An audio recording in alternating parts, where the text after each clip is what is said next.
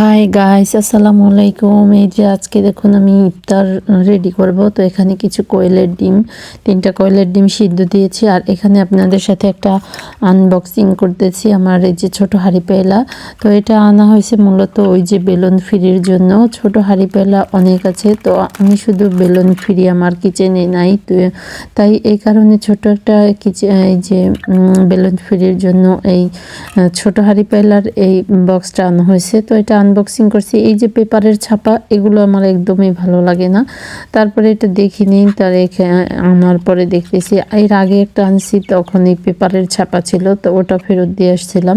যাই হোক, এটা তো আনবক্সিং করেই ফেলেছি। আর আমার মূলত ছিল হলো একটা বেলুন ফ্রি। তো এই যে একে একে আমি এখন ইফতার রেডি করতেছি।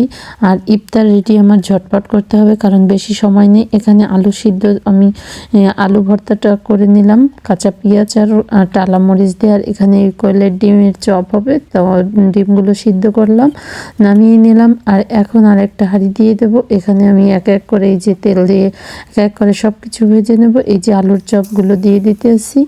আর এই যে আমার সবাই কড়াইতে করে, কিন্তু আমার কাছে এই হাঁড়িতে করতে অনেক ভালো লাগে, কারণ আমার হাঁড়িতে একদম সুন্দর এই যে সব চপগুলো ডুবো ডুবো তেলে দেওয়া যায়। আর পড়েও যায় না, একদম ইজিভাবে করা যায়। এটা করতে অনেক সহজ হয়। আর এখন একে একে আমি ডিমের চপগুলো ভেজে নেব। একটা ডিম ছিল নষ্ট, ওটা ফেলে দিয়েছি। আর 2টা ডিম দিয়ে আমি চপ বানিয়ে নেব।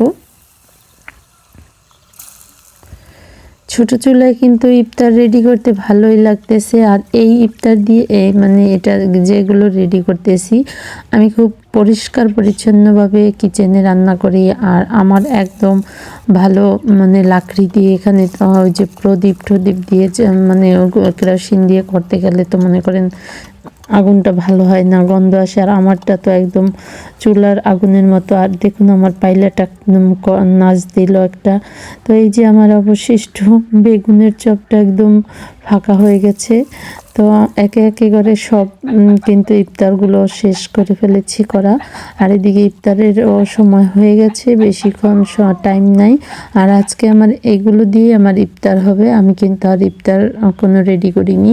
এরই মধ্যে একজনে খিচুড়ি দিয়ে গেছে। তো এই যে দেখুন, কেউ যদি করার মানে ইফতার রেডি করার উপরে আবার দিয়ে যায়, তাহলে দেখা যায় রমজান মাস তো অনেক খাবার থেকে যায়।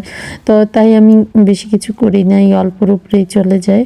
তো এই যে দেখুন আমার ইফতার, আমি ছোট ছোট বাটিতে সব ছোট ইফতার কিচেনের রান্নাগুলো দিয়ে আমি ইফতার করতেছি। ওদিকে আজান দিয়ে দিয়েছে, আমি ইফতার করতেছি। আলহামদুলিল্লাহ, সব ইফতারগুলো অনেক সুন্দর হয়েছে আর অনেক মজা করে আমি খেয়ে নিলাম।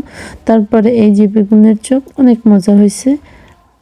বলতে বলতে ভুল বলে ফেললাম, বেগুনিটাকে বেগুনির চপ বলে ফেলেছি। আল্লাহ হাফেজ।